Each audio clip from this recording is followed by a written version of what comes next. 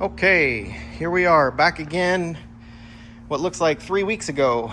Took the fender off, bumper off, all that kind of stuff, as you can tell.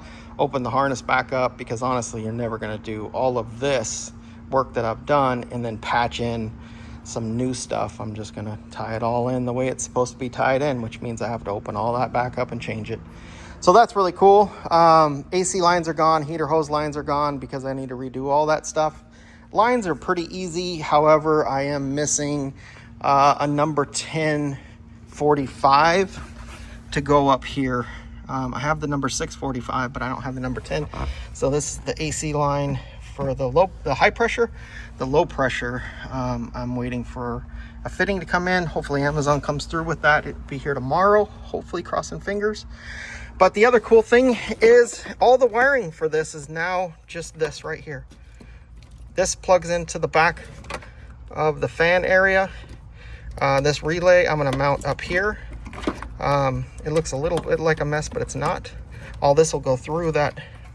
And then this relay will just mount up there. And the only wire coming into the car will be this.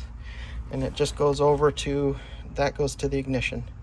And then I had to get new controls because the old controls were destroyed. Somebody, I don't know, used a pry bar on them or something. Found those on eBay. Kind of expensive, but whatever, I guess. Hooked all the things up to them, and then you have this harness that comes across the dash and then plugs in right there. So that'll be behind there. So really the only thing on the inside of the car is this harness here and this wire that will go across and plug in over there. So this is actually not turning out too bad. I've got this mocked up. It's still loose, but got a long way to go, but that fitting pretty much came to a stop because I'm missing that. But I thought that's really cool. All the wires are just going to be right down there instead of that rat's nest that was up inside of here.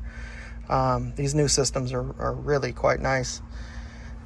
So what I'm probably do tomorrow, if I'm slowed down on this, now that I know how all this goes, I'm going to finish up over here because I can do that now. And then when that AC line shows up, then I can go ahead and do that, plug on the heater plug on the heater hoses, put the front brace on it, and then start to plumb in the all the vents and that kind of stuff that go in here.